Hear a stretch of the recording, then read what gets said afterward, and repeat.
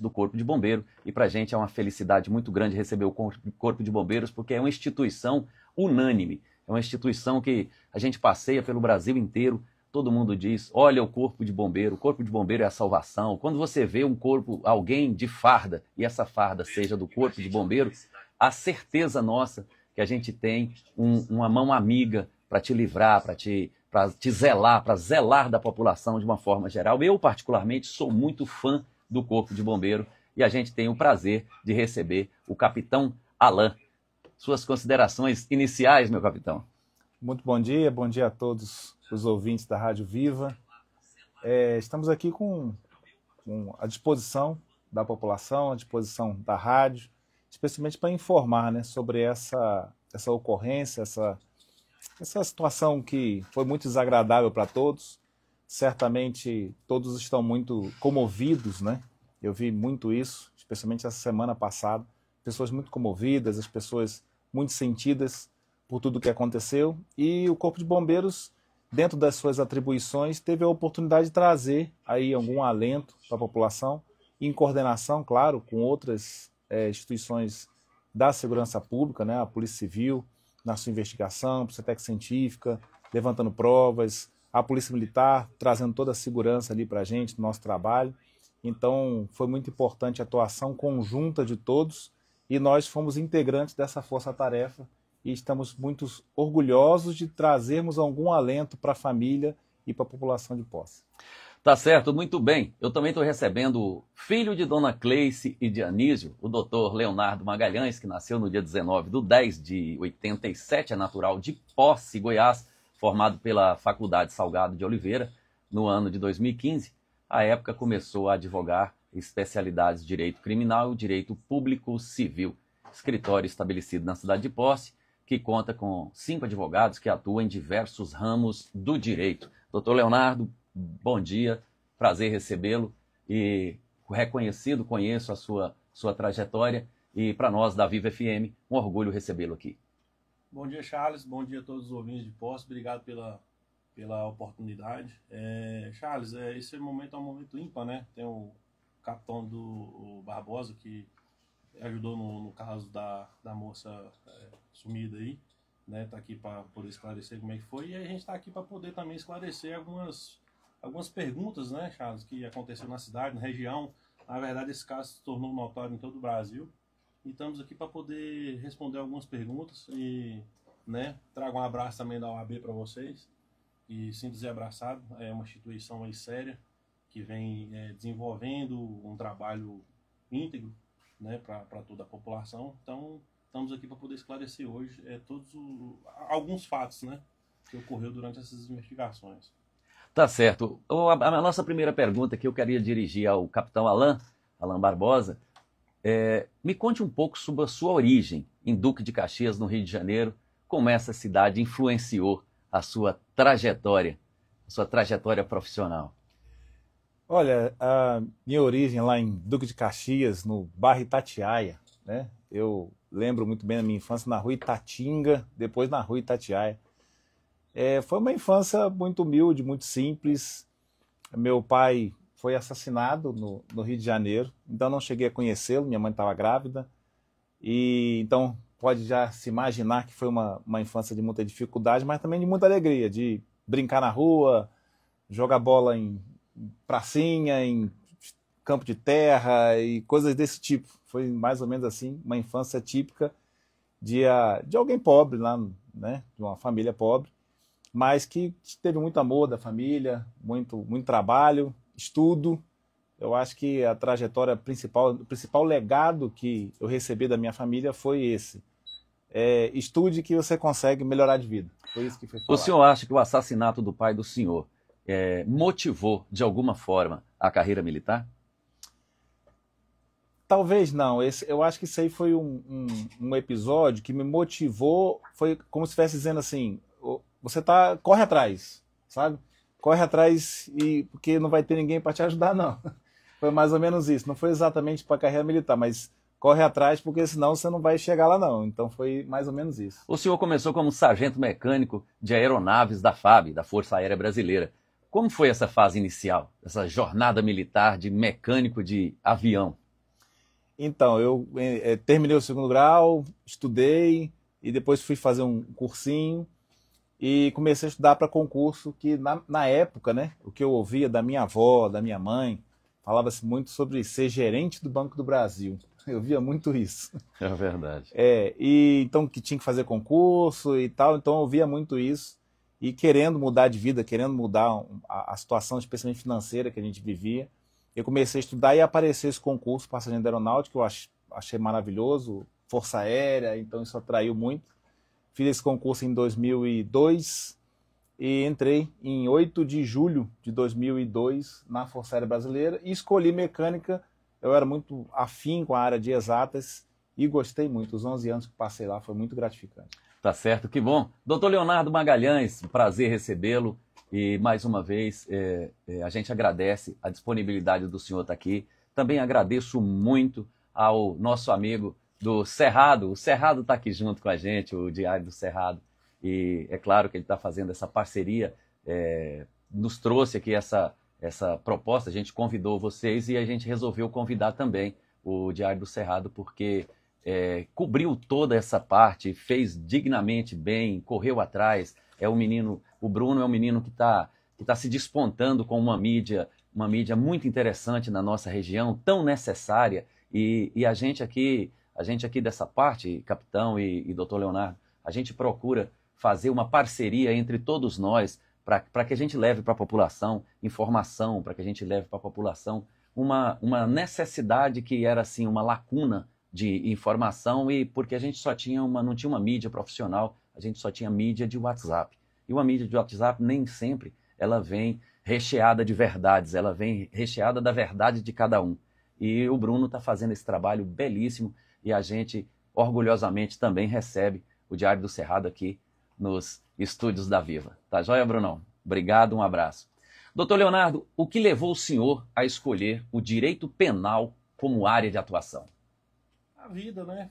A faculdade, ela vai te moldando. Você entra na faculdade e aí mas todo mundo entra com o desejo de ser advogado criminalista na faculdade, né? Todo mundo sai de lá, entra na verdade, depois sai e vai procurar outros ramos.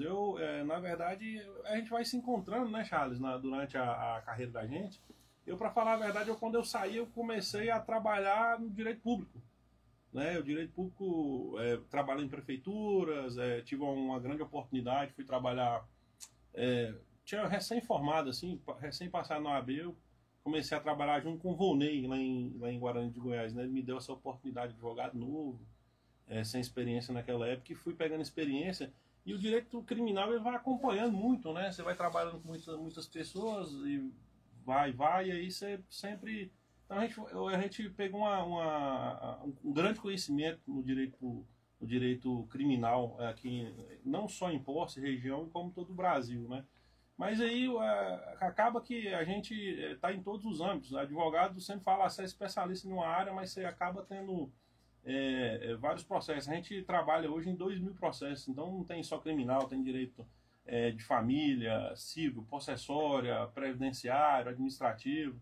Então hoje a gente está em todos os ramos do direito, mas aí às vezes alguma área reporta a gente, né, pro maior, né, o direito criminal, o direito público, aí a gente sempre está trabalhando com algumas autoridades, sempre ajudando alguns vereadores e também no direito criminal, então a gente fica mais conhecido nessa área. Tá certo. Mas a gente trabalha em todas as áreas também. É uma verdade. Eu vou juntar duas perguntas. Qual foi o seu maior desafio como criminalista?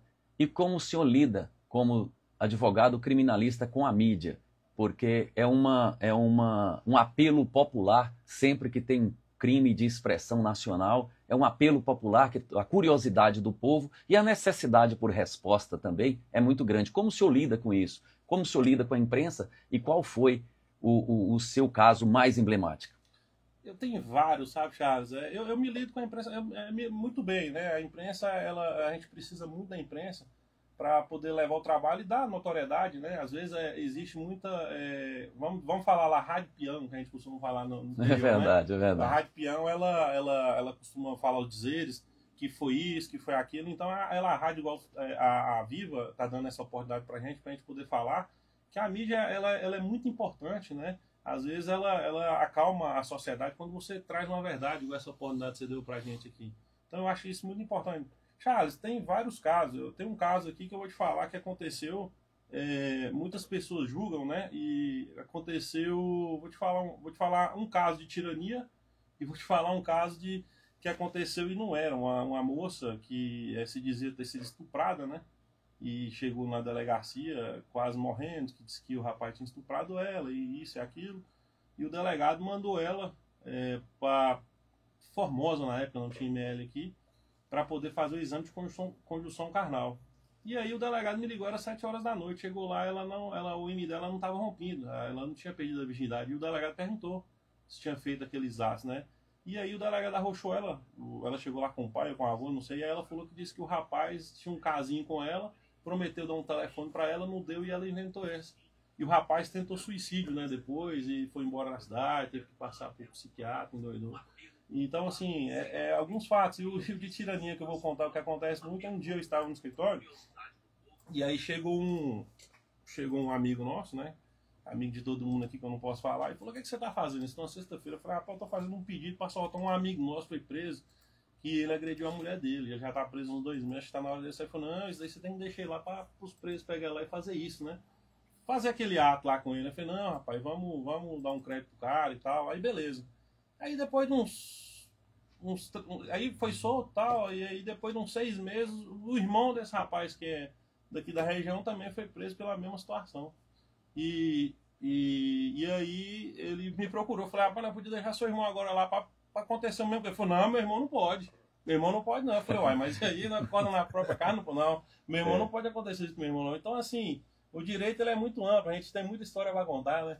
Aos meus amigos, Tudo. os rigores, aos meus inimigos, os rigores da lei. Os rigores da lei. Aos meus amigos, favores. Os favores. Tá certo.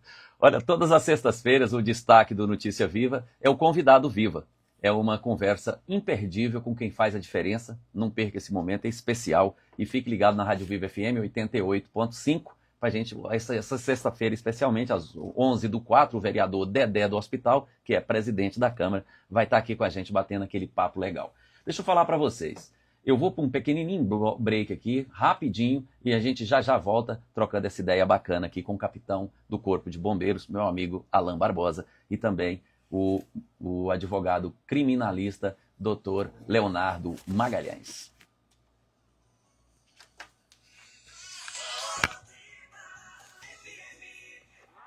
A Viva FM 88.5.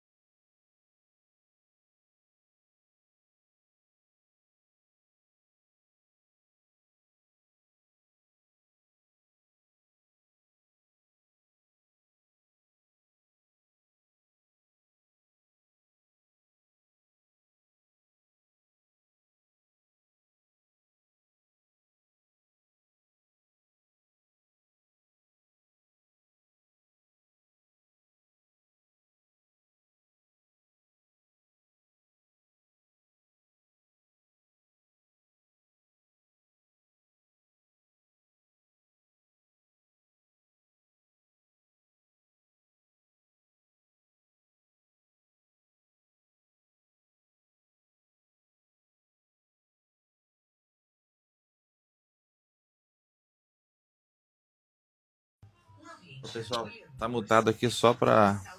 Vocês estão só conversando aqui entre eles aqui? Não se preocupe. Só um segundo aí, Pode já falar vou que desmutar, a tá casa bom? é sua. Agora, se eu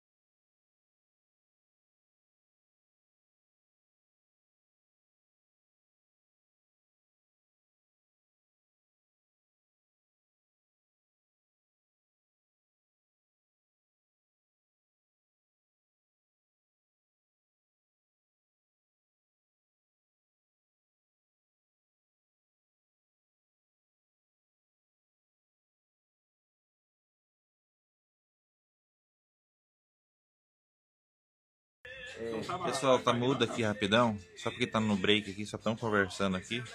Eu já volto, tá, pessoal? Aguenta aí rapidão. Hã? Já vai voltar.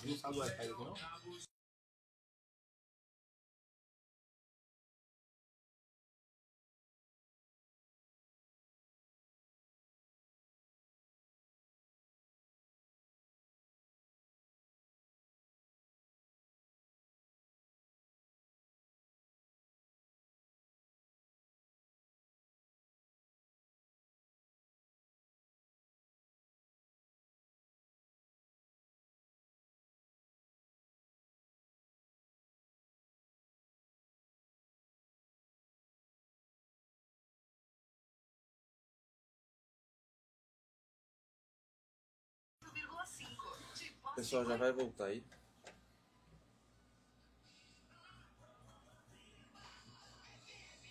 São 11 horas e 46 minutos, 7 de abril, segunda-feira, Rádio Viva FM, o seu almoço musical. Hoje a gente está falando com o Capitão Barbosa, do Corpo de Bombeiros, e também falando com o advogado, Dr. Leonardo Magalhães.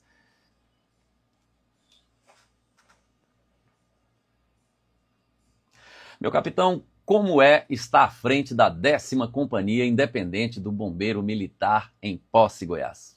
Uma grande honra. Eu só posso dizer isso, porque o local aqui, eu tenho gostado muito de estar morando aqui em Posse. Os militares estão lá, os bombeiros militares estão lá, eles são muito dedicados. São pessoas que trabalham muito bem. Então é uma grande honra ter vindo para cá, ter escolhido, né? Me apresentaram, olha, quer assumir esse comando? Eu falei, quero. E vim para cá, então vim com o coração aberto e tenho sido surpreendido a cada dia com coisas boas aqui. Tá certo. Eu vou fazer uma pergunta para o senhor, que é mais ou menos assim, é a pergunta que todo mundo passa aqui, todo mundo fica escrevendo e dizendo, pergunte para o capitão. Então a pergunta não precisa ser longa, é só como foi o caso Vanessa Soares, que mexeu com a cabeça de todo possense, mexeu com a cabeça de todo o estado de Goiás e talvez até do Brasil, em função dessa quantidade de feminicídio, em função dessa dificuldade que a gente tem ainda de conviver como ser humano. E como foi para o senhor, da 10ª Companhia, trabalhar nesse caso? Como foi o caso em si, na visão do Capitão Barbosa? Olha, certamente foi um dos mais emblemáticos que eu já trabalhei na minha vida. Porque, a princípio, né, houve até uma cobrança da população, olha, bombeiro vai atuar e tal. Eu tive até que fazer um vídeo explicando, olha, estamos aguardando, a Polícia Civil está fazendo as suas investigações, e a gente estava até ansioso, né, para o momento em que a gente fosse chamado para poder atuar. Porque a gente convive, né, igreja, lá numa praça, supermercado, e a gente via as pessoas falando nisso, né, era o assunto principal. Eu até comentei com algumas pessoas, se jogasse Flamengo e Corinthians aqui em Posse, o assunto ia ser Vanessa Soares. De tanto que isso estava movendo a população. Então, em todo lugar falava-se isso. A gente, desde o primeiro momento, apresentou para a Polícia Civil, olha, estamos aqui, na hora que vocês julgarem necessário, na hora que vocês julgarem importante, julgarem que nós somos úteis, nós vamos atuar. E no domingo, o delegado Iago me ligou e solicitou nosso apoio. Então, isso foi muito bom. Pediu os cães, pediu o trabalho do Corpo de Bombeiros. Aqui a gente não tem cães, então cães farejadores, então já entrei em contato com o nosso comando, com nossa, né, na cadeia de comando. Eles enviaram para a gente 2 binômios, que a gente chama, que é um cão com um bombeiro, chama de binômio. Então 2 binômios, 2 cães, 2 bombeiros, que vieram de Lusiânia, saíram de lá segunda-feira, já pela manhã, e vieram para cá, para nos apoiar. A ideia seria começar o serviço, o trabalho, né, na terça-feira. A gente estava montando já uma força-tarefa, chamando os militares, bombeiros, organizando tudo. Mas foi necessário adiantar um pouquinho. Na segunda-feira, nós já fomos até a casa da vítima, porque já havia aí a investigação, houve a prisão, né, do investigado. E nós fomos chamados até lá porque existia aí uma tese, uma possibilidade que talvez o corpo dela tivesse sido enterrado lá. E chegamos no local, fizemos algumas verificações, olhamos na terra, perfuramos, cavamos até alguns pedaços lá, mas nada foi encontrado. Uma outra tese, né, que havia é de que ele trabalhava numa obra E essa obra parece que é uma casa, e teve um aterro lá que ele fez, então que provavelmente, talvez, né? Talvez tivesse ali o corpo de Vanessa Soares. Então nós deslocamos para lá também, e não só na obra, mas em volta, tinha alguns lotes vazios em volta, nós começamos a procurar com os cães e também fazer alguns furos, porque às vezes o corpo pode estar muito fundo e esse cheiro não chega para o cão. Então começamos a fazer alguns furos, também nada foi encontrado naquele momento. Então esse foi o nosso trabalho na segunda-feira. Comoveu muita gente. Lá na casa, acho que tinha umas 1000 pessoas em frente à casa. Era muita gente em frente mesmo. E a gente já sentiu que a população estava ansiosa por uma solução. E eu confesso que fui para casa naquele dia, acho que eram umas 10, 11 horas, não estou lembrado exatamente. E foi difícil dormir, porque a minha cabeça ficou pensando qual o plano, o que nós vamos fazer, aonde nós vamos buscar, quem vai aonde, e a cabeça começou a trabalhar, mas deu certo, consegui dormir, acordamos cedo, 6h30 da manhã já estavam todos reunidos, Polícia Civil, Polícia Técnica Científica, Polícia Militar, Corpo de Bombeiros, reunimos lá no quartel, na 10ª Companhia, saímos cedo para o local em que eles haviam indicado. A princípio, eles estavam com a suspeita de uma área onde o próprio suspeito havia indicado, que era do lado do lixão. Então nós já mandamos os cães para esse local, né? Bem cedinho. Eles começaram já a fazer a sua varredura. Chegou até a entrar na parte do lixão, né? Embora o lixo atrapalhe um pouco, mas os cães chegaram a entrar no local ali. Não foi identificado nada. Mas existia uma área mais quente, segundo a Polícia Civil, que eles estavam indicando para a gente, que era um pouquinho mais adiante, ali onde fica o cacife, o setup, né? Acho que é setup. E fomos para aquela área. E aí já era uma área muito grande. Já era uma área muito vasta. Não era uma área tão pequena quanto ali do lado do lixão. Então a gente teve que dividir as equipes. E aí eu exalto aí o trabalho de cada um que foi. Os bombeiros que foram, eu levei alguns que estavam saindo de serviço, que a passagem de serviço é 8 horas. Eu falei, quando é 8 horas vocês voltam e trocam e vem a outra equipe. E eles falaram para mim, a gente não quer ir embora não, a gente quer continuar. Eu falei, então vocês continuam. Né? Essa é a dedicação do Corpo de Bombeiro, exatamente, né? Entendeu? Eles estavam, 24 horas de serviço, trabalharam, fazendo, a gente não quer ir embora, a gente quer ficar aqui, a gente quer trabalhar até a noite. E eles ficaram, então pode ficar. E vieram outros, e a gente começou uma busca naquela região, muito grande, muita areia, né? Então, se ela tivesse sido enterrada ali, nós tínhamos que olhar com bastante cuidado, né? Porque naquele momento, o perfil que a gente traçou foi um local perto de onde o carro chega, não uma cova, geralmente o pessoal faz aquele montinho de terra, né? Uma situação normal. Não, ele deve ter escondido, deve ter colocado alguma folha, galho, alguma coisa assim. E no final eu vou dizer como é que a gente encontrou a vítima para a gente comparar com isso aí. E também os policiais civis, os agentes, especialmente os agentes, escrivães que estavam lá, os policiais militares que estavam lá, que não era exatamente a atribuição deles, né? Entraram também na mata, entraram também na areia, na terra lá, caminharam, então parabéns muito grande às pessoas que se dedicaram ali. Os policiais militares estavam ali fazendo essa segurança, se tivesse algum problema, não ficaram só fazendo isso, eles entraram junto, ajudaram a procurar. O Major Borba, ele é major, eu sou capitão, né? Ele tá assim, né? E ele foi de uma humildade espetacular, né? Porque na hora que a gente falou, procura aqui e ali, ele falou, beleza, pegou a equipe dele, correu atrás, uma humildade extraordinária, ajudou muito a gente naquela busca. E o pessoal tudo saiu para procurar, nós conseguimos varrer uma área muito grande mesmo, em torno de 200 hectares mais ou menos, eu acho que a gente fez uns 120, 130 hectares ali, de uma busca bem detalhada. Também escalamos alguns pilotos de drone, eu sou piloto de drone, sou coordenador, né, coordeno curso de drone na corporação do bombeiro. Então a gente começou a fazer algo que é um mapeamento da área. A gente pega o drone, define uma altura, ele começa a fazer fotos, e depois a gente monta tudo isso como se fosse aquela imagem que a gente vê do Google Maps, né? Certo. a gente chama de ortomosaico. A gente coloca num programa, ele processa e ele me dá como se fosse uma única foto do local. Então isso facilita, né? Eu gerei ali, eu acho que eu gerei umas 1.500 fotos ao todo da área grande que era. Fiz o mapeamento, um outro piloto fez outro, o outro piloto fez outro, e nós começamos a procurar aquilo depois do dia inteiro trabalhando no sol, né, na terra, andando, não encontramos. Quando a gente volta à noite, as buscas continuam. Quando a gente usa o drone, ele permite essa possibilidade das buscas continuarem, que é o quê? Eu posso rever as 1.500 fotos que eu fiz e vou processar essas imagens no programa, para ele gerar para mim a ortofoto ou o ortomosaico. Isso demora um pouco, então essa foto ficou pronta na madrugada, eu vi ela no dia seguinte. Mas as outras fotos, a gente começou a rever aquelas fotos para saber se algum local poderia indicar alguma coisa. Isso na terça-feira. No dia seguinte, né, de manhã cedo, e a gente começou já cedo já se programar, se ajeitar para poder fazer novas buscas. Não encontramos lá.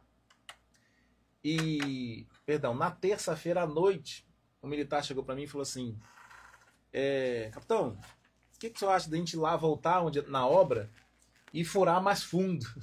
Uhum. Eu falei, vai lá e fazer um buraco maior, fazer vários. E eles voltaram lá, enquanto eu fui para o quartel para processar as imagens. Eles voltaram para a obra, furaram lá, fizeram diversos furos, um lote na obra, tudo. Teve até algumas pessoas que filmaram, compartilharam. E há o que se ressaltar, tanto a dedicação deles, quanto a resposta que a população deu quando a gente fez um vídeo, acho que foi, não sei se foi ao vivo, com o Correio do Cerrado, pedindo para que as pessoas não fossem nas áreas que a gente estivesse trabalhando. No primeiro dia a gente tinha ali umas 1.000 pessoas. No segundo dia não tinha ninguém. A população entendeu. Não foi. Exatamente. Isso é de uma educação extraordinária. Fez a sua parte, né? Fez a parte. E confiou, né? Claro, sem dúvida. Confiou na segurança pública de que a gente ia dar uma resposta. Então o pessoal, quando foi para a obra lá, alguns se filmaram e tal, compartilharam, mas ninguém foi perto. Ninguém foi na área de busca que a gente estava lá perto do cacife. Nada, nada, nada. E no dia seguinte de manhã, eu revi vi as fotos, vi o ortomosaico que estava pronto, que tinha sido processado, vi alguns pontos que tinham algumas coisas meio estranhas. E eu falei, olha, pode ter alguma coisa aqui.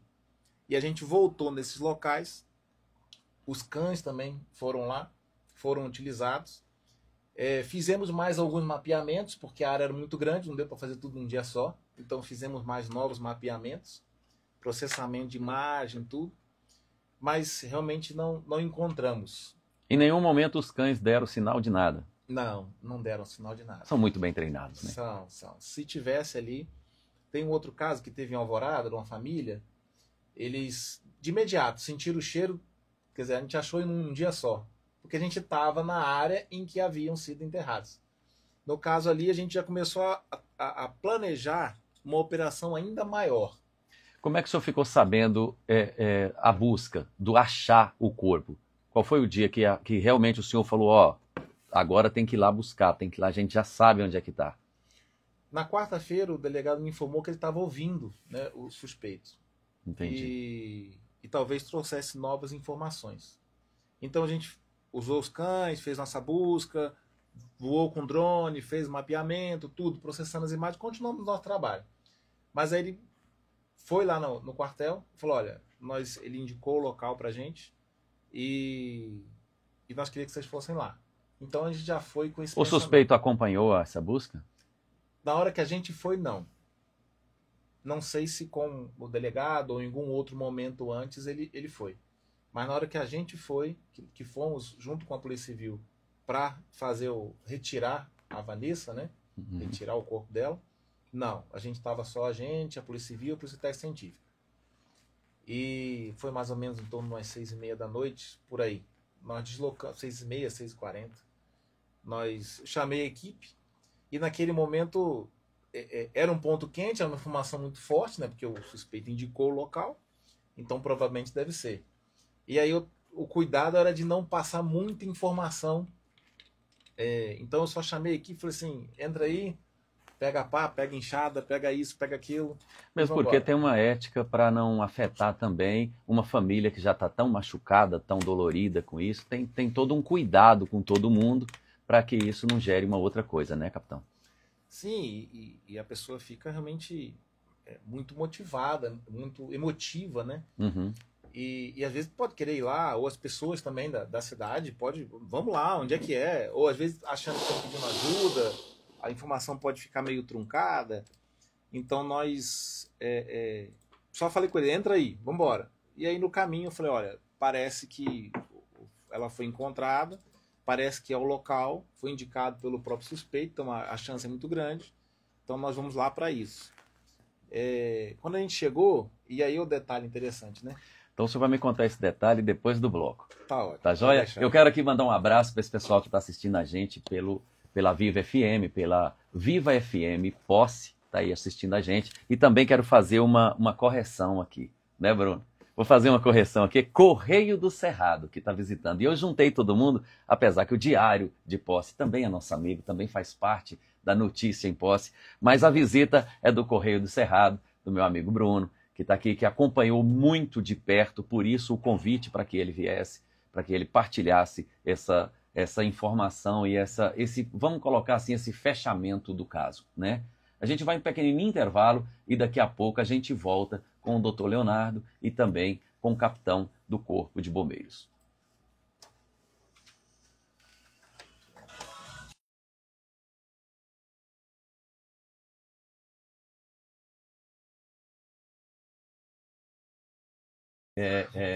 Pessoal, vai ficar. Vou mutar aqui de novo aqui. eu vou- Vou mutar de novo aqui eu só vou- para eles Eu vou conversarem aqui chegar e já ao volto. ponto de encontrou a menina.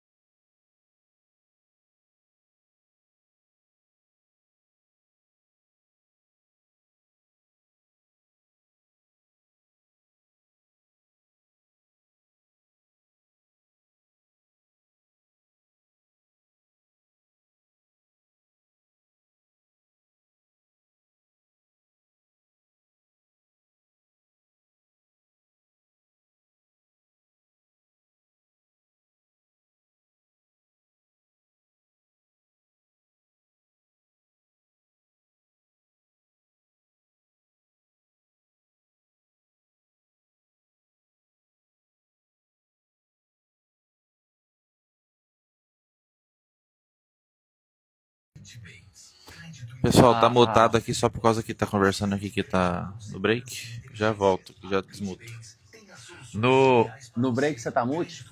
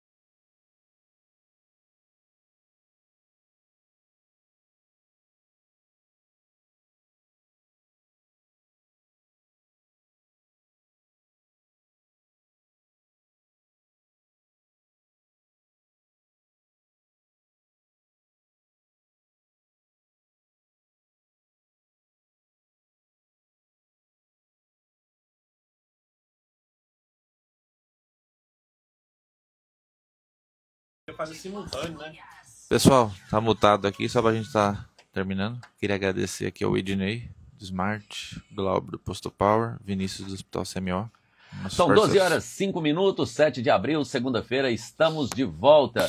Para você que quer acompanhar a nossa live ao vivo, @VivaFM Posse. Live já é ao vivo, né? Mas como a gente fala língua portuguesa, e eu tenho uma certa resistência a esse estrangeirismo que a gente sempre divulga, e um estrangeirismo muito grande, eu tenho uma necessidade, um senso de patriotismo muito grande, porque eu fui criado em colégio onde o Monsenhor José Sebastião hasteava a bandeira todo sábado e se cantava hino nacional. Então eu tenho assim, sérias resistências ao estrangeirismo. Não a outra língua, é claro que isso é cultura, mas o estrangeirismo, eu acho que o estrangeirismo tem contribuído pouco. Tanto esse linguajar de venda que trouxeram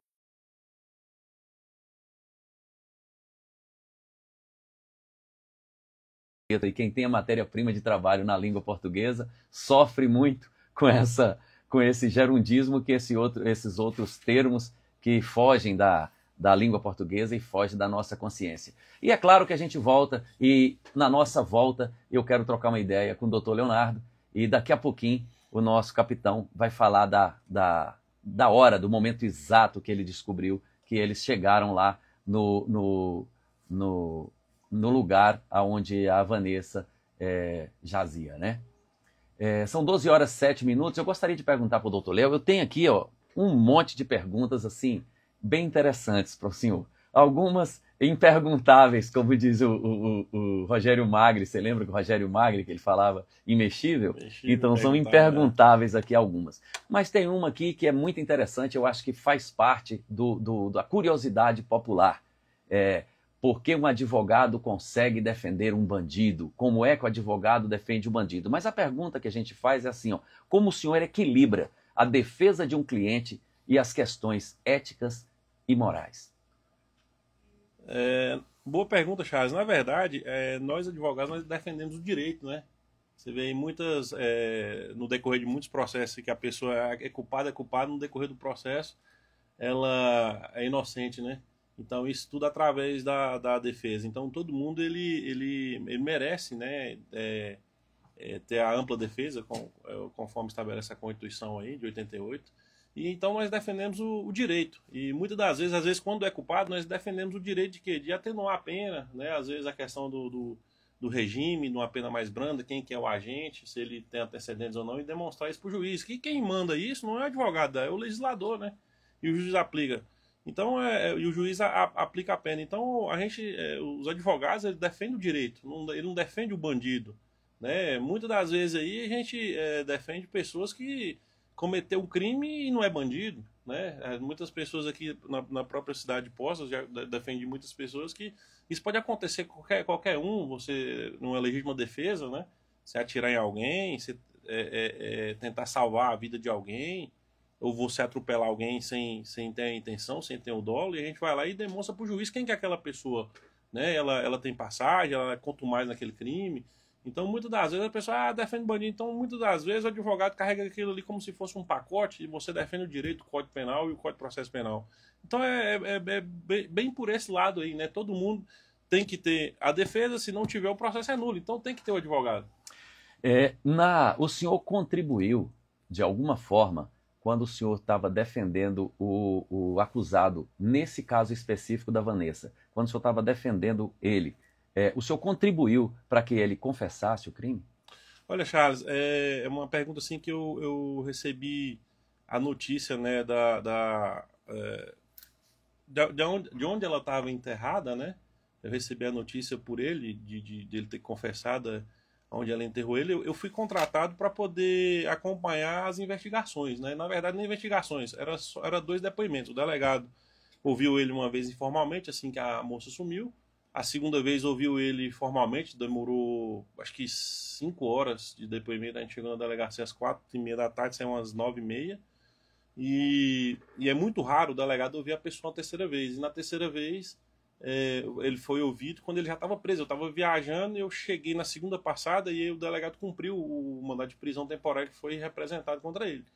E até então eu não sabia, porque ele foi no meu escritório com a mãe dele, e ele falou que não tinha sido ele, né? Então eu estava trabalhando com a verdade, contribuindo com o delegado, né? Sempre levando informações do delegado e tal, doutor, a gente está aí de boa fé. E teve uma hora lá que eu saí para atender o telefone, e aí o delegado falou, oh, ele quer conversar com você. Aí ele me chamou, né? Isso aí foi espontâneo dele, né? Que ele queria confessar, e aí eu, como ser humano, eu falei, né? Cara, se aconteceu mesmo e você está querendo falar, eu expliquei para ele, né, qual que seria a situação daqui para frente, né, daquela hora para frente. O senhor chegou a falar para ele, se você confessar, eu deixo o caso ou não? Não, eu não falei para ele, mas eu trabalhava com isso, né? Se eu soubesse de outra coisa, eu iria deixar. Eu não falei isso para ele, mas como lá ele falou para mim que não tinha feito, automaticamente eu não falei isso para ele, mas automaticamente eu já decidi, né? Falei para ele, então, já que você quer, é justo, né, você entregar o corpo para a família que está sofrendo.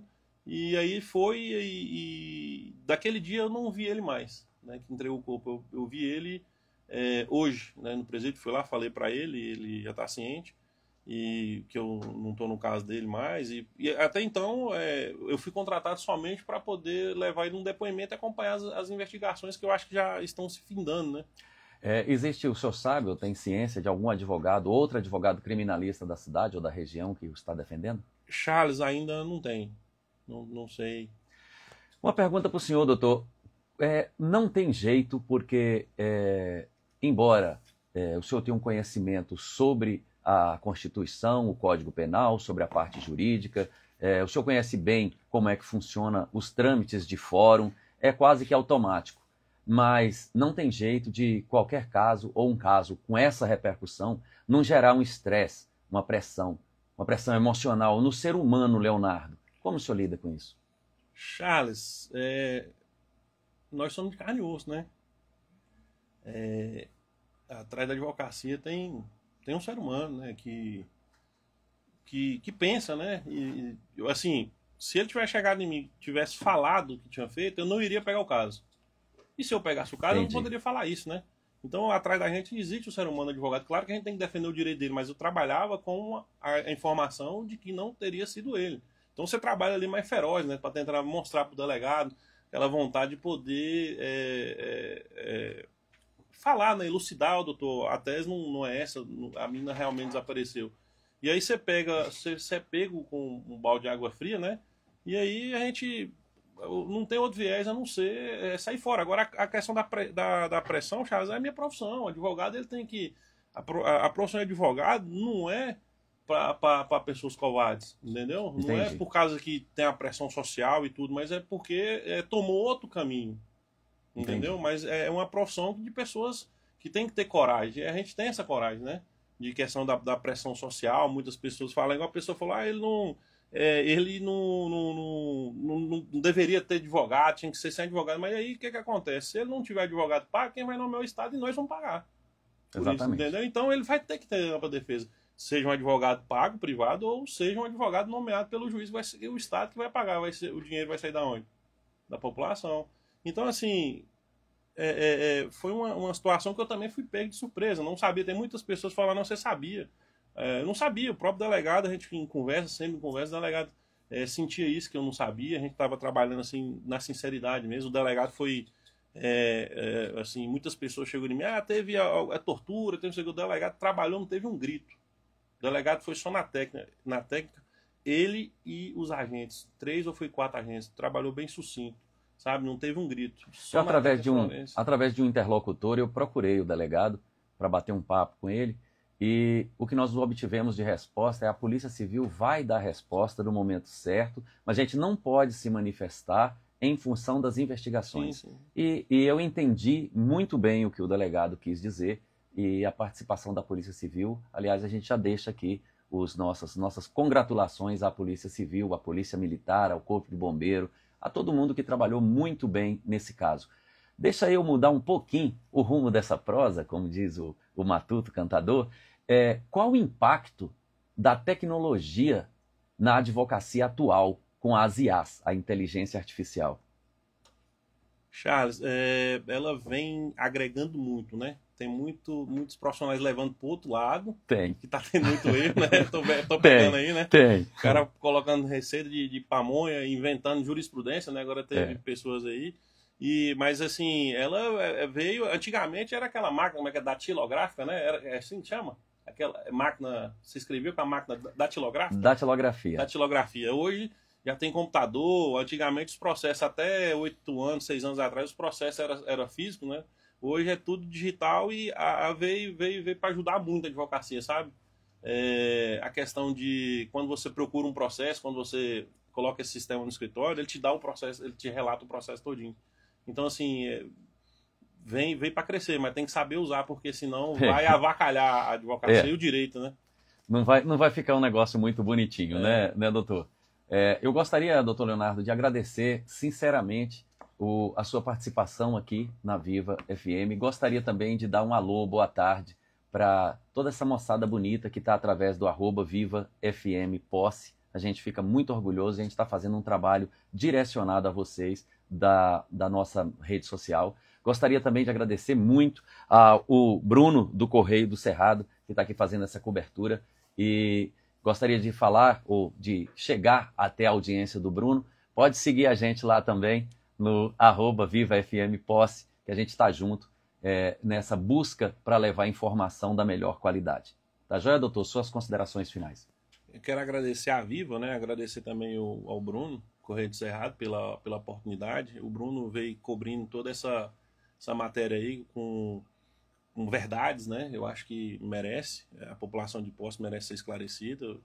Juntamente o capitão aí também trouxe a verdade para todo mundo. Só isso, agradecer a toda a população, agradecer todos os parabéns, né? Tem muita gente que deu os parabéns, teve muitas críticas, mas isso é normal. Né? E só agradecer, muito obrigado pela oportunidade, Charles. Tá joia, obrigado a gente. O Santo Agostinho tem uma expressão muito interessante que ele fala: eu prefiro os que me criticam, porque contra elogio eu não tenho defesa. Não é isso? Boa. Agora vamos voltar aqui com meu amigo, com o capitão Alain. E o senhor possui uma ampla formação em área de moto-resgate e também de espeleo-resgate. O que isso contribuiu na hora ou no dia da descoberta? É claro que o senhor tem uma ampla experiência nos drones. O senhor já relatou aqui o quanto o drone foi de grande ajuda para esse caso. Mas e essas outras especializações que o senhor tem? Isso contribuiu para, na hora, o senhor saber exatamente os lugares? Porque o senhor lida com cavernas, lida com terra mexida, lida com uma série de coisas, e eu acho que isso pode ter contribuído? O moto-resgate é usando as motos, né, para Exato, chegar até exato. as vítimas, mas o espelho-resgate é o resgate em cavernas. Exatamente. Esse é um resgate muito difícil mesmo de se fazer. Graças a Deus, até agora ainda não tive uma ocorrência dessa aqui. Esperamos que não tenha, né? Também, espero. Porque ela é muito trabalhosa. Eu fiz um curso com a Sociedade Brasileira de Espeleologia, lá em Bonito, Goiás. Aliás, local realmente muito bonito. A gente entra em locais, um espaço muito confinado, você começa até a acostumar um pouco com aquela situação. E isso é bom para o resgatista, né? E isso ajuda a ter um senso de localização, né? Todas essas especializações em resgate ajuda a gente a entender onde uma vítima pode estar. Sim. No caso, o senhor também trabalhou na Operação Lázaro, né? Exatamente. O senhor também trabalhou na Operação Lázaro, que era diferente, é claro, muito diferente dessa, mas que também foi árdua, né? Demais. O perfil um pouco diferente, porque ele era uma vítima que não queria ser achada, né? Isso muda muito o perfil da vítima. Em geral, o bombeiro vai procurar alguém que quer ser achado, que está perdido, e ele quer ser achado, quer ser encontrado. Quando você vai procurar alguém que não quer ser achado, é mais uma atribuição de polícia. Mas como lá, na Operação Lázaro, é uma operação muito grande, eu fui especialmente para usar os drones para poder ajudar a polícia. Nós ajudávamos procurando o Lázaro, obviamente, mas também em alguns momentos a gente ia com as equipes policiais, porque digamos que eles fossem chegar numa chácara, numa casa, e que ficaram todas vazias na época, e podia o Lázaro estar lá dentro. Então eu ia com um drone voando, observando os policiais, observando em volta, indo adiante, olhando a chácara, e em determinado momento eu informava, as janelas estão fechadas, a porta parece estar trancada, tem cadeado nas coisas, então parece que não tem ninguém lá dentro. Então, se eu visse qualquer coisa, eu informava o policial pelo rádio. Isso ajudou bastante. E essa experiência da SPLO Resgate, da RPAS, e RPAS, né? O que significa RPAS? Não, o RPAS é porque é uma sigla em inglês, né? Remotely Piloted Aircraft System. É Sistema de Aeronave Remotamente Pilotada. O apelido é drone. Tá certo. O SPLO Resgate já é exclusivo para resgate em cavernas. Dos drones, é claro que contribuiu. Mas e essa experiência que o senhor já traz de outras batalhas? O senhor acha que isso contribuiu muito para encontrar o corpo da Vanessa? Na operação em si toda, porque no planejamento, isso ajuda muito no planejamento. Você começa a pegar toda a sua experiência, e eu creio que é da vida toda, você não pega uma experiência específica, mas é da vida toda para o planejamento. No caso do encontro em si, né, do corpo ali, eu acho que a maior contribuição mesmo foi o arrependimento aí, arrependimento assim, de esconder, né, não do crime, mas arrependimento de esconder a informação do suspeito de que acabou falando, né, e informando o local. Se isso não acontecesse, provavelmente demoraria muito, mas a gente acharia. O senhor quer falar de alguma providência ou algum curso, alguma coisa que o Corpo de Bombeiros tem para a população, ou essa parceria, ou se mostrar um pouco mais, mostrar o Corpo de Bombeiro além do que já se mostra, mostrar o Corpo de Bombeiro para a população de Posse? O senhor fica à vontade. Nós fazemos muitos cursos, né, nas escolas, né? Tem até uma operação chamada Operação Lei Lucas. Foi um estudante que engasgou numa escola, não conseguiu ser desengasgado por ninguém, porque ninguém tinha esse conhecimento, e infelizmente veio a óbito. A mãe, parece que a mãe dele foi uma das mais veementes na busca por colocar essas palestras, esses cursos nas escolas para professores, profissionais das escolas, porque é uma coisa simples e que salva uma vida. Então a gente fala muito sobre, chama de APH, atendimento pré-hospitalar, que seria o primeiro socorro. Se a gente quiser um curso desse, ou se a escola quiser um curso desse, é só procurar a diretoria da escola, procurar o Corpo de Bombeiros? Só mandar um ofício para a gente. Pode ser pela Operação Lei Lucas, que é para os profissionais da educação, né, das escolas, mas também se alguma empresa quiser algum treinamento. Eu já fiz treinamentos para utilizar o extintor. Às vezes você chega numa empresa e pergunta para os funcionários, alguém aqui já usou um extintor? E ninguém nunca usou. Sempre faz a troca e nunca usou. Então a gente pode dar treinamento, sim. Inclusive, taca fogo ali num tacho de óleo, de diesel. Para não jogar água. E usa o extintor. E a pessoa... Tem muita gente que assusta. Eu já vi gente jogar, especialmente o CO2. Uma vez eu fui dar um treinamento, a pessoa quase que jogou o extintor fora, porque quando ela apertou a primeira vez, ela se assustou. E depois que ela fez isso mais 2, 3 vezes, ela acostumou. Então é algo que a gente oferece sim para a comunidade, é só entrar em contato conosco. Antes das suas considerações finais, capitão, eu gostaria de perguntar para o senhor como foi receber a medalha Águia de Aia pelo tempo de serviço, um motivo de orgulho, com certeza. Essa aí é mérito intelectual. Essa aí é para os alunos, os cadetes, que conseguem fazer uma média nas suas notas nos 2 anos de curso CFO acima de 9, né? Essa aí foi sofrida. Às vezes fica até a madrugada estudando para conseguir uma nota acima de 9, dá muito trabalho, né? Então essa medalha é um mérito intelectual desse trabalho. O caso Vanessa foi um caso que marcou sua carreira?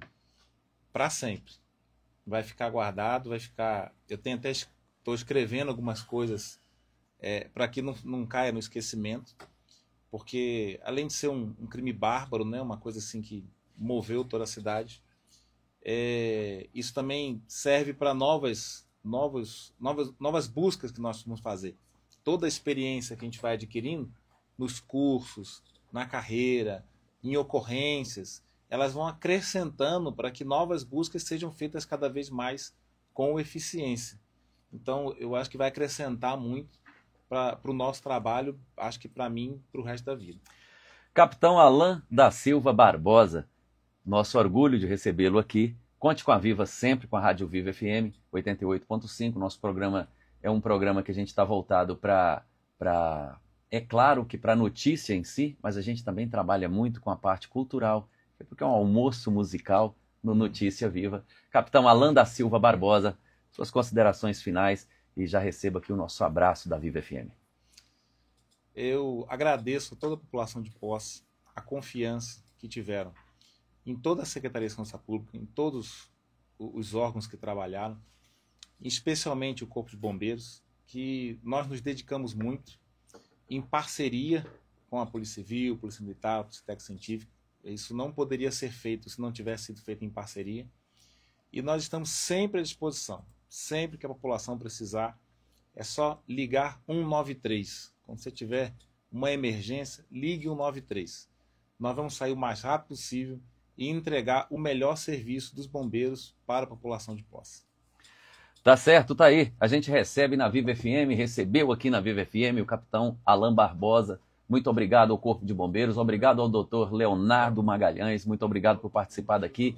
Obrigado também ao Correio do Cerrado, menino bom, Bruno está aqui também fazendo a cobertura. E para você que já segue o Correio do Cerrado aí, pode seguir @VivaFM Posse, parceria bacana, pode seguir a gente que a gente está junto. A gente convidou o doutor Leonardo e também o capitão e também estendemos o convite ao Bruno do Correio do Cerrado para que viesse fazer essa cobertura. Já chega por aqui o nosso amigo Melk Pérez com as notícias do Boletim de Ocorrência. Daqui a pouquinho a gente volta com muito mais para você na Viva FM 88.5. Tamo junto.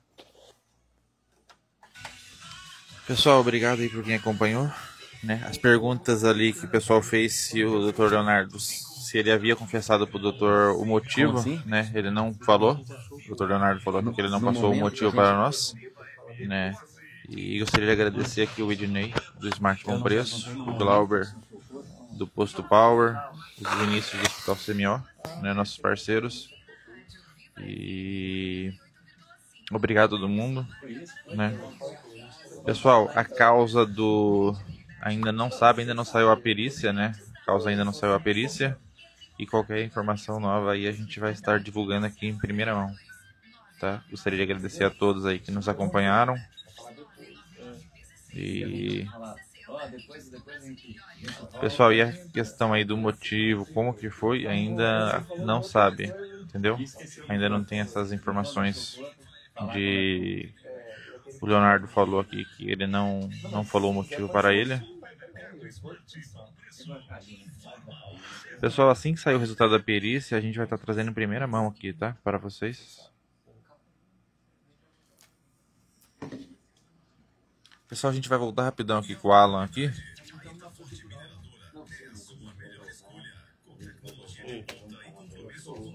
Vai voltar? Alan. Vou voltar, viu, Bruno? Pessoal, a gente vai voltar rapidão aqui. Ele nem falou. Vamos voltar, vamos voltar. Vamos voltar? Só vai voltar aqui rapidão, só porque o Alan ainda não terminou de responder uma pergunta aqui.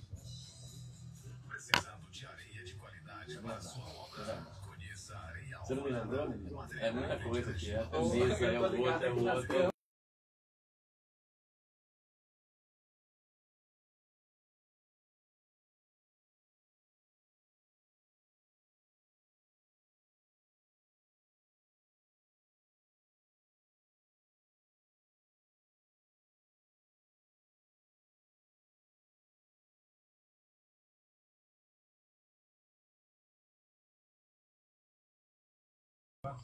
Pessoal, para voltar aqui rapidão, só responder o Capitão Alan respondendo uma última pergunta. Tá? Capitão Pérez ali. Estão escutando aí, pessoal?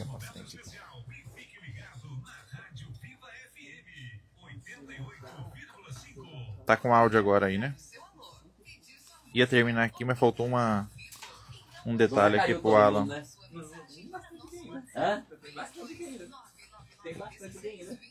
O Alan vai voltar aqui respondendo a última pergunta, pessoal.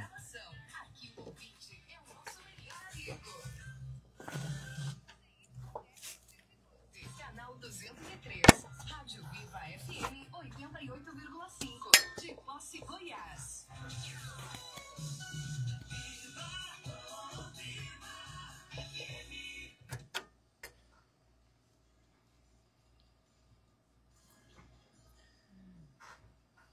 Opa, tô de volta, são 12 horas 30 minutos, 7 de abril, segunda-feira.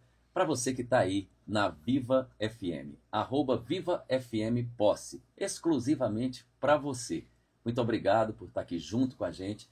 E ficou faltando, né? Infelizmente ficou faltando. Eu me passei aqui e acabou fazendo as considerações finais do capitão, mas infelizmente eu não perguntei para ele o momento exato que o senhor achou o corpo. Fiquei de falar depois e acabei não falando. Me perdoem por isso, mas agora a gente fala. Tá joia? Vamos lá, capitão. Bem, voltando, né?